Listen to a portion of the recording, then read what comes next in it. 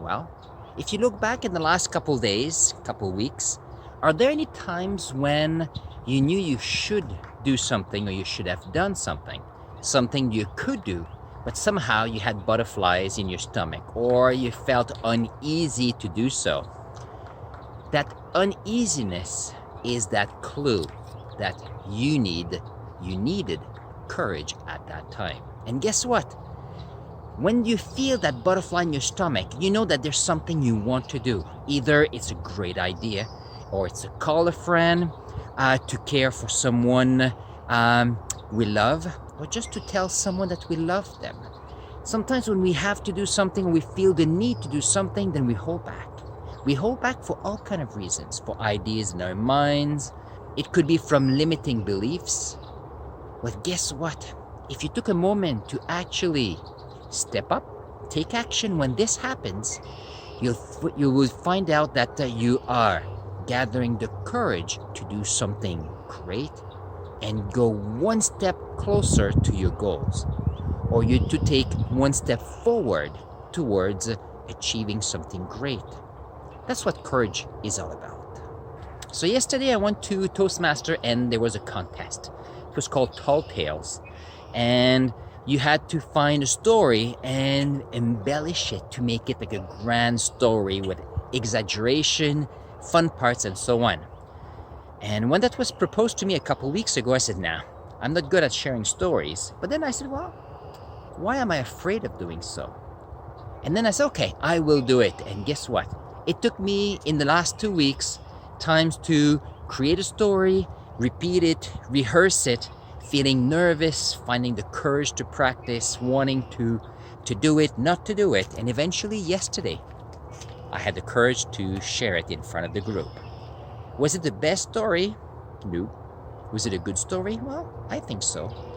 On the other hand, it took courage for me to step up and actually do it. And that I am proud of. And the reason why I knew I had to do it is when that was proposed to me, I felt that in my stomach, oh, there's something I could not do. And as well, that is the exact feeling I wanted to appreciate. And that's the exact feeling I wanted to use to take the courage to do something I had never done before. And I'm gonna put at the end of this video, in the last bit, it's a 4 to 5 minute video of that speech. I'm gonna put it there for you to see, to realize that you don't have to be great to do things, but it takes courage to achieve something, to make the decision to try something new. And that is how you can actually evolve and become a better self.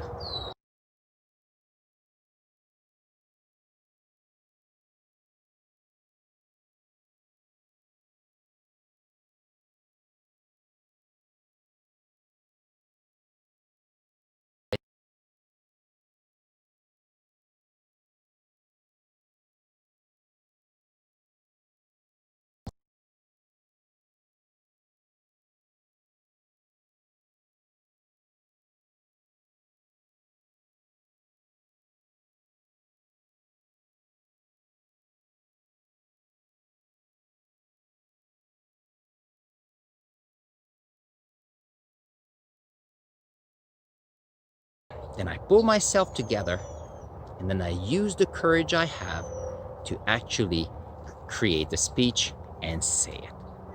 Are they good? Many are bad. But you know what? It takes courage to step in front of a group to be able to share something. And you know what? It is good to have some fear. I'm not saying, for example, if you have an actor, you have what we called stage fright. What is stage fright? What stage fright is when you're in front of a crowd and you feel that you don't want to be there. You feel that you're stalling. You feel that your hands want to grab on something and not let go. And then you think about the fact that people have done speeches before. They have been able to speak in front of a group and get their message across. So it's been done before, and it will be done again. So why don't you try? And that's amazing because that gives you a chance to acknowledge your fear and then make decision on how to approach it and then take the courage to do something about it. And that is amazing. When you look at this series of Best Life 30 that I'm going to carry on into the Best Life journey, it takes courage to do so. And the reason is sometimes the internal reflection on the topics are hard for me. And they will be hard to everybody. Some of you that have followed my videos so far may have found them easy to reflect on. Some of you may have found them harder. And that's the beauty of reflecting on who you are to become a better person. And it takes courage to build momentum, because once you do something once or twice, then you start questioning yourself, because the more you know something, the more you realize that you don't know. And therefore, doing one step at a time, creating a momentum takes courage. But that's the beauty of it, because the more courage you display, the more courage that you live through, the more courage that you put together to do something, the more you'll be able to tap on the courage feeling whenever you have to do something. So the homework tonight is for you to think about what happened the last couple of weeks, and was there a time when you felt you wanted to do something, or you could do something, or you should have done something, and you had butterflies in your stomach? Oh yeah, I know that you have some ideas, and I want you to think about one of them, and I want you to write it down in your personal journal, and I want you to think about what action you could take to make it happen.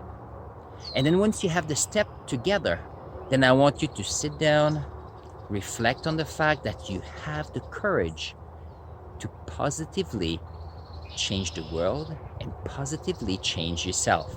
And that's the goal for this week, because you'll notice that once you have carried out that one thing you could have done and should have done to make a world a better place, it will give you energy. And as I mentioned in the past, we want to chase that energy, because the more energy you get by taking action, the more energy you'll have to do more. And that is the same with courage. The more courage you have, the more action you will take, the more you will realize that the results you get will make you believe you can do more. And then it will be you having the courage to do great things. So I'm gonna put a link here of my playlist of this Best Life journey, and I want you to follow along, and I want you as well to realize that you can do great things. Good evening, fellow Toastmasters, and welcome guests. Tonight's speech is called A Piece of Cake. So a few days ago, I decided that we wanted to spend some good family time. So I decided that it was time to bake a cake. So with my daughter, we got together, we went to the kitchen, gathered all the ingredients, started to mix things up, and then I realized there were no eggs. So that was a problem, because you can't really do a cake without eggs. So I said, well, I'm going to go to the grocery store. Now we know it's COVID-19. I said, well, I need eggs because we need a piece of cake this afternoon. So there you go. So I get my keys and my daughter says, I want to go with you. Let's go and get eggs. Well, I said, I'm not quite sure, but I said, okay, come along. We'll go and get eggs together. I think that'll be great. So we drive to the grocery store, and as we drive by, we see there was someone at the door. It was a big man there, and he was keeping people lined up 2 meters apart. So he was controlling the crowd to go into the grocery store. And I was mentioning to my daughter, look, this is a big man, and he's taking control of things, and it's exciting. So as I drove by, there was a parking spot right in front of the grocery store. So I parked there, and as I turned off the car, I see someone coming, and all I hear is, hey, you can't do that. And I turned around, and this was this big man there. And I said, why can't I just park here? He says, well, you can't do that. It's for the sidewalk. Let's see, I forget the word in English. It's when people order online and it's curb service. So I said, okay. So he says, you have to go and park further. I said, okay. So start the car, and then I drive to park a bit further. But somehow we need to leave distances between the cars, so it felt I went about 500 miles. That's how it felt, away from the door. Then I told my daughter, wait here, let's go and get some eggs. So we go in, and as we get closer, we see that the lineup is getting shorter. And then I get close, and then as I go, I say hi to this man, and his name was Mike. It was great. And as I'm about to go in, he says, hey, you can't do that. What happened? Well, it is one person per family. It's COVID-19 time, you should know. So I looked at my daughter. It was very hot outside. I said, okay, I want a piece of cake, but I can't leave my daughter in the car, and I cannot leave her outside the store. So I decided, okay. So we went back to the car, 500 miles away, drove back to home. I dropped her off, and I said, okay, but I can't leave her alone. So I went to see my neighbor. I says, okay, so Miss T, could you take care of my daughter just for 10 minutes? And she says, no, you can't do that, dear. My cat is coughing some hairballs, and I need to clean the house because little Mikey's coming for dinner. I said, okay. So, but she says, if you go to the grocery store, get me some eggs. I was great because I need eggs too. So so I go to the second neighbor. So it was John. John, could you take care of Solena a little bit? He was gardening. He says, no problem. As long as you bring me back some eggs too. You know what? I need eggs, so that's perfect.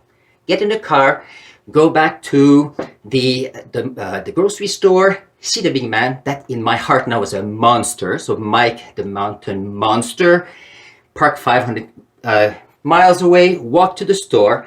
And as I was walking there were a lineup of about 6 people. How is that possible that I go there and there are already 6 people? So I lined up, and all I could think is, will Mike, the mountain monster, let me in? And 2 people as I get about to go in, shift change, a nice person comes in, and Mike comes in the store. I said, oh, I'm off the hook. I'll be able to go in the store. I go in the store, get some eggs. Great, there was lots at the shelf, and I get some apples because apples are good too. I go to the payout, and then I had to wait, and then the person says, you can go to this cashier. So as I go to the cashier, guess who's at the cashier? It is by Mike, the mountain man, the big monster, who's there. And I come in with my 3 cartons of eggs, because 1 for me and 2 for my neighbors. And all he says is, hey, you can't do that. It's 1 carton of egg per client. It's COVID-19, you should know that. So I said, okay.